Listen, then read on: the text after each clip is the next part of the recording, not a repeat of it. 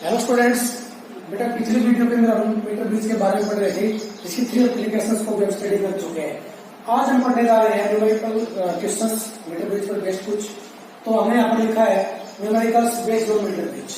Metre bridge पर based कुछ numerical problems आज हम लेंगे।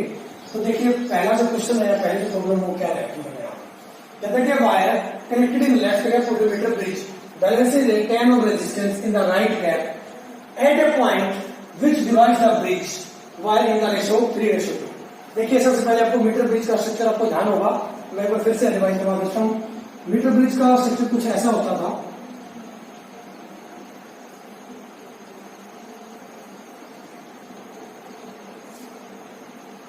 लेफ्ट गैप के अंदर हम क्या करते थे, कोई वेरिएबल रेजिस्टेंस जोड़ते थे, लेकिन यहाँ पर क्या गिवन है इस क्वेश्चन के अंदर, वायर।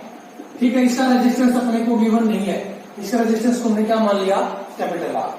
राइट गैप के अंदर एक हम अननोन रेजिस्टेंस जोड़ते थे, लेकिन यहाँ पर अपने को एक नोन वैल्यू दी गई रेजिस्टेंस की, उसको ऐसे रिप्रेजेंट किया जाता था और उसकी वैल्यू कितनी गिवन है यहाँ पर, 10। ठीक है, कहता है कि ब्रिज वायर का जो रेजिस्टेंस है, इस रेजिस्टेंस को इस तरह से बैलेंस करता है कि ये वायर जो है 3:2 में डिवाइड हो जाती है। ठीक है, आपको ध्यान होगा ये पॉइंट हमारा डी होता था, ये एक पॉइंट, ये बी पॉइंट, यहाँ पे गैल्वेनोमीटर जुड़ा होता था। तो गैल्वेनोमीटर से क्या जुड़ी होती थी, चौकी। क्या करते थे, इस वायर के ऊपर जब उसको ऐसे धीरे धीरे से स्लाइड करवाते थे तो एक पॉइंट ऐसा आता था कि ये ब्रिज बैलेंस हो जाता था, यानी कि गैल्वेनोमीटर के अंदर करंट की वैल्यू 0 हो जाती थी। ठीक है, तो अब देखिए आपको ध्यान होगा ये पॉइंट मान लिया सी, ए से सी की जो लेंथ थी इसको हम बैलेंसिंग लेंथ कहते थे, और ये किसको रिप्रेजेंट करती थी, रेशियो आर पी को रिप्रेजेंट करती थी। ओके, सी से बी की जो लेंथ है, ठीक है, इसकी लेंथ एल होती थी, इसकी लेंथ को हम क्या मानते थे, 100 माइनस एल, क्योंकि टोटल ये लेंथ कितनी थी, 100 सेंटीमीटर, और ये 100 माइनस एल किसको रिप्रेजेंट करती थी, रेशियो आर क्यू को। ठीक है बेटा, तो देखिए अब यहाँ पर कहता है कि इस वायर को ये जो रेजिस्टेंस है इस प्रकार से अगल पॉइंट ऐसी जगह आता है कि वायर 3:2 में डिवाइड हो जाता है, यानी कि क्या गिवन है यहाँ पर, P अपॉन Q का रेशियो कितना है, 3/2। दूसरी बात, इस गैप के अंदर जो रेजिस्टेंस है उसकी वैल्यू गिवन है, कितना है, S। ठीक है, इसकी वैल्यू कितनी गिवन है यहाँ पर, 10। ओके, अब देखते हैं कैलकुलेट अपने को क्या करना है। Calculate the resistance of the wire, wire का रेजिस्टेंस बताइए क्या होगा, यानी कि इस वायर का रेजिस्टेंस बताना अपने को जो लेफ्ट गैप में जोड़ा गया है। इधर length of wire is 1 metre, अगर इस वायर की लेंथ कितनी होती, 1 मीटर। ठीक है, इस वायर की लेंथ कितनी होती, 1 metre. Calculate the length of 1 ohm wire, तो कहता है कि कितनी लेंथ के वायर का रेजिस्टेंस 1 ओम होगा, वो लेंथ भी अपने को बतानी है। यानी कि यहाँ पर सबसे पहले अपने को क्या निकालना है, कैपिटल आर की वैल्यू, यानी कि इस रेजिस्टेंस की वैल्यू। तो देखिए अकॉर्डिंग टू मीटर ब्रिज जो बैलेंसिंग कंडीशन थी वो हमारी क्या होती थी, P upon Q is equal to में R upon S। P by Q का रेशियो गिवन है आपको कितना है, 3/2, तो इसको क्या कर देंगे, 3/2 इज इक्वल टू में R अपॉन S। S की वैल्यू कितनी है बेटा, 10। S की वैल्यू गिवन है अपने को कितना है, 10 ओम। जब वैल्यू पुट कर दी, इस 10 को जब इक्वल से इधर लेके आएंगे तो मल्टीप्लाई में आ जाएगा, क्या बन जाएगा, 3/2 इंटू में 10 इज इक्वल टू में R, 2 से काटोगे तो 2 5 से 10। ठीक है, 5 को कट गया, कितना होगा, therefore R is equal to में 15। रेजिस्टेंस है तो इस रेजिस्टेंस में क्या होती है, ओम। ठीक है, अब आपको पता है लेंथ ऑफ वायर। इफ अगला केस क्या कहता है, if length of wire is equal to में 1 मीटर, अगर वायर की लेंथ कितनी है, 1 मीटर, तो अपने को क्या निकालना बेटा, इतनी लेंथ बतानी है वायर की जिसका टोटल वायर का रेजिस्टेंस कितना, 15 ओम। तो कितनी लेंथ के वायर का रेजिस्टेंस 1 ओम होगा, तो ऑब्वियसली बात हम क्या करेंगे, एलएस निकालेंगे, और एलएस किसके इक्वल होगा, एल अपॉन में कैपिटल आर, यानी कि इस वायर की लेंथ अपॉन में टोटल रेजिस्टेंस। टोटल रेजिस्टेंस कितना, 15 ओम। ठीक है, तो क्या करेंगे, एक यूनिट लेंथ का, या ये कहिए कि किसका रेजिस्टेंस आ जाएगा, सॉरी वो लेंथ आ जाएगी वायर की जिसका रेजिस्टेंस कितना होगा, 1 ओम। तो एल कितना है यहाँ पर, 1 मीटर, तो 1 अपॉन में रेजिस्टेंस की वैल्यू कितनी है, 15 ओम, तो क्या आ जाएगा, 1/15। जब आप इसको डिवाइड करेंगे तो एल दस क्या आ जाएगा, 1/15, यानी कि इसको डिवाइड करेंगे तो क्या आ जाएगा, 15 से भागेंगे 0.0 चलाएंगे नहीं, या एक 0 चढ़ा देंगे। ठीक है, 15/75 यानी कि 90, क्या बच गया, फिर से 0, फिर से एक 0 लगाएंगे, फिर से 6 आएगा। ठीक है, ये ऐसा चलता चला जाएगा।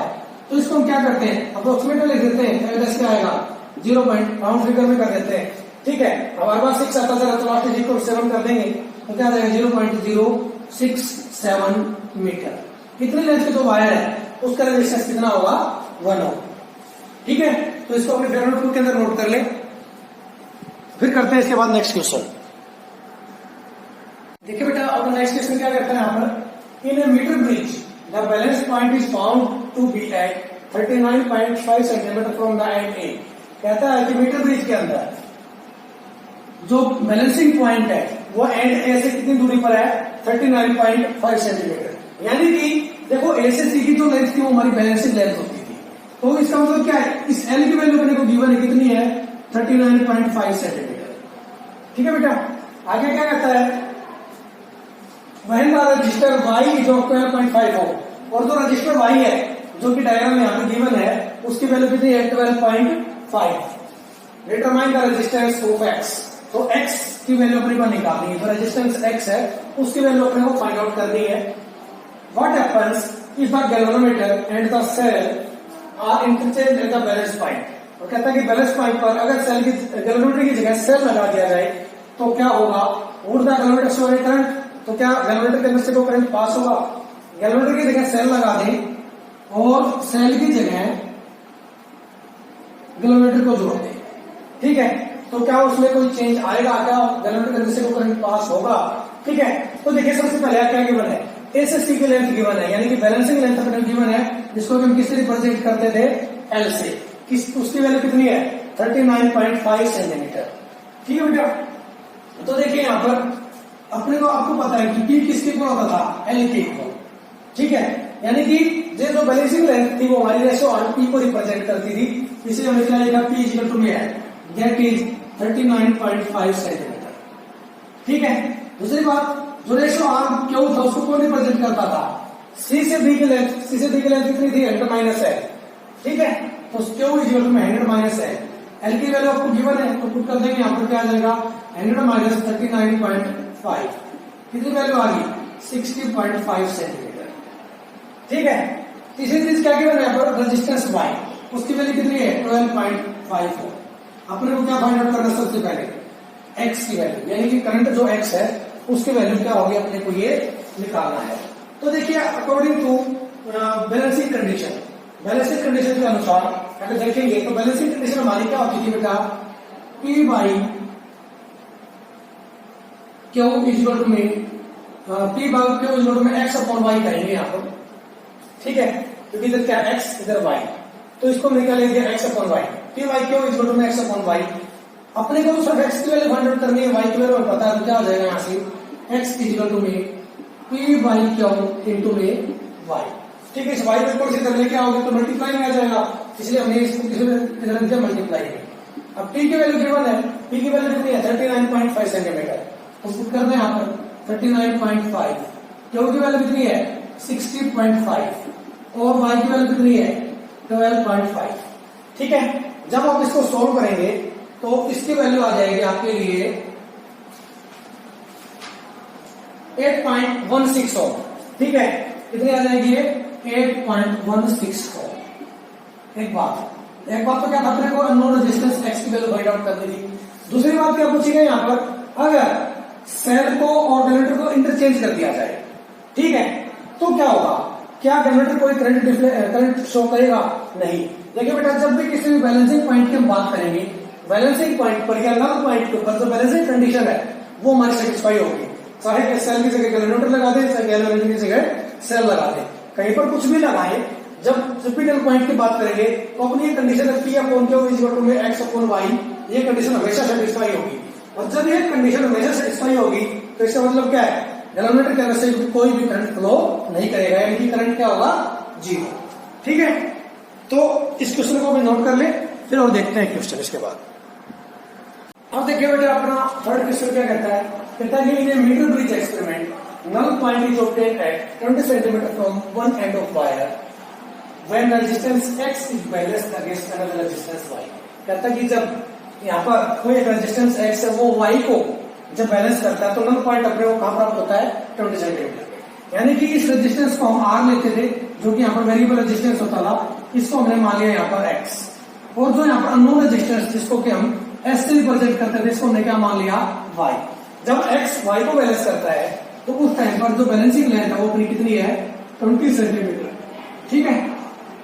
और ये बैलेंसिंग लेंथ अपनी रेशियो आर्म P को रिप्रेजेंट करती थी, ठीक है बेटा। तो यहाँ पर क्या लिखेंगे हम, P इक्वल टू में L, that is P equal to में 20 सेंटीमीटर, ठीक है। अब देखिए C से B की जो लेंथ है वो कितनी है 100 माइनस L, ठीक है। और ये किसको रिप्रेजेंट करती थी, रेशियो आर्म क्यू को। तो हमने अपने क्यू को क्या लिखा, क्या इक्वल टू में 100 minus L, that is 100 minus 20, ठीक है। कितना आ गया 80 सेंटीमीटर। तो ये क्यू की वैल्यू आ गई, ठीक है। तो अब देखिए यहां से अकॉर्डिंग टू बैलेंसिंग कंडीशन,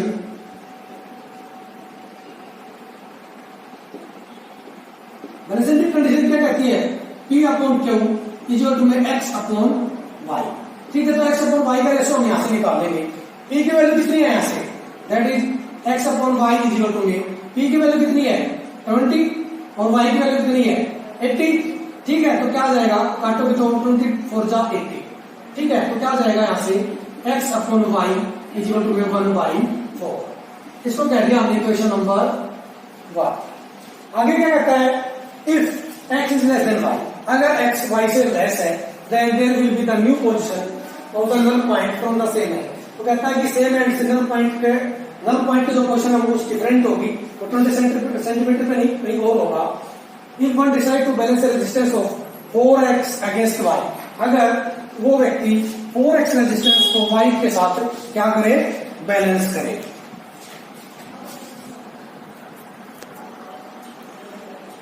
तो देखिए अब यहां पर x अपॉन y, नॉर्मली इसको मैसेज लिख सकते थे इस वैल्यू को, x अपॉन y किसके इक्वल था L अपॉन में 100 माइनस L, क्योंकि P किसके इक्वल था L के इक्वल और Q किसके इक्वल 100 माइनस L के इक्वल, ठीक है बेटा।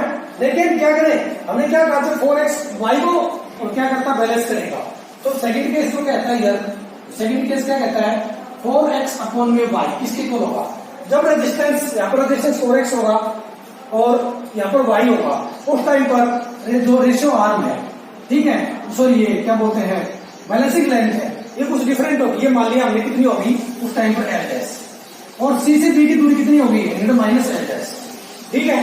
तो उस टाइम पर किसके इक्वल होगा L डैश अपॉन में 100 माइनस L डैश, यानी कि P की वैल्यू उस टाइम पर क्या आएगी L डैश और Q की वैल्यू क्या आएगी 100 माइनस L डैश। बचने को थोड़ा कि यहाँ पर P y Q लिखा था, यहाँ पर P y Q का क्या मतलब L अपॉन में 100 माइनस L, लेकिन जब यहाँ पर हम क्या करेंगे 4x और y रखेंगे तो यहाँ पर P की वैल्यू क्या आ जाएगी L डैश के इक्वल और Q की वैल्यू क्या आ जाएगी 100 माइनस L डैश के इक्वल, ठीक है। तो देखिए बेटा अब यहाँ से अब अभी तक हमने क्या किया, x अपॉन y का रेशियो आया था जिसके इक्वल था 1/4 के इक्वल, ठीक है। अब अपने को क्या निकालनी है, यहाँ पर बैलेंसिंग लेंथ निकालनी है, यानी कि L डैश की वैल्यू अपने को फाइंड आउट करनी है यहाँ से। तो देखिए किसके इक्वल हो, देखिए अब हम क्या करेंगे यहाँ से L डैश की वैल्यू निकालने से पहले 4 को उधर ले जाएं तो क्या बन जाएगा अपने लिए इधर से x upon y equal to में L डैश अपॉन में 4 into 100 माइनस L डैश, ठीक है। ये x 4 किससे मल्टीप्लाई में था, 4 के x के साथ नीचे चला जाएगा उधर, इसको क्या क्वेश्चन नंबर 2 अपने को किस क्या वैल्यू निकालनी है, L डैश की वैल्यू निकालनी है। तो देखिए इक्वेशन 1 और 2 को कंपेयर कर दो, कंपेयरिंग इक्वेशन नंबर 1 एंड 2, ठीक है। अब 1 में देखोगे आप तो x अपॉन y, 2 में देखोगे तो लेफ्ट हैंड साइड में क्या है x upon 2y, sorry x upon y। तो देखिए इधर मैं लिख देता हूं इसके आगे कंपेयरिंग इक्वेशन नंबर 1 एंड 2। जब 1 एंड 2 को कंपेयर करेंगे तो देखो लेफ्ट हैंड साइड दोनों की इक्वल है तो राइट हैंड साइड भी इक्वल होंगी, तो क्या आ जाएगा बेटा यहां से L डैश अपॉन में 100 minus L dash equal to 1/4, ठीक है। अपने को तो क्या चाहिए सिर्फ L डैश, इस पूरे क्रम को धर ले जाओ, इस 4 को धर ले आओ, लेफ्ट साइड में क्या आ जाएगा 4L डैश ऊपर आ जाएगा मल्टीप्लाई में, ये ऊपर इधर चला जाएगा राइट हैंड मल्टीप्लाई में क्या आ जाएगा 100 माइनस L डैश, इस L डैश को इधर लेके आएंगे तो क्या हो जाएगा 4L डैश प्लस में L डैश इक्वल टू में 100, ठीक है। क्योंकि इधर माइनस का है 4L dash plus L dash क्या होगा 5L डैश इक्वल टू में 100। L डैश की वैल्यू क्या आ गई बेटा 100 अपॉन में 5 that is 20 centimetre.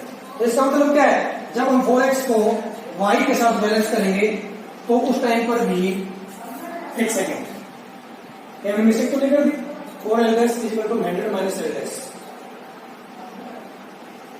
Okay so इधर भी 4 का बेटा ठीक है इधर भी 4 का साथ में तो ये क्या हो जाएगा 400 माइनस 4 LS ठीक है क्या हो जाएगा ये 400 माइनस 4 LS ओके इधर एक बार इसको यहां से फिर से करता हूं दोबारा से अब देखो बेटा इस 4 LS को इधर लेके आएंगे हम तो क्या हो जाएगा 4 LS प्लस में 4 LS इक्वल टू में 400 4 LS प्लस 4 LS कितना होगा 8 LS इक्वल टू में 400 तो LS क्या होगा 400 अपॉन में 8 दैट इज 50 सेंटीमीटर तो LS क्या होगा यानी कि अब जो बैलेंसिंग पॉइंट आएगा वो कितनी डिस्टेंस पर आएगा 50 सेंटीमीटर पर ठीक है तो ये कुछ क्वेश्चंस हमने मीटर ब्रिज पर बेस्ड कुछ क्वेश्चंस किए ठीक है इन सबको अपनी नोटबुक के अंदर नोट कर लें ठीक है इस वीडियो में इतना ही थैंक यू वेरी मच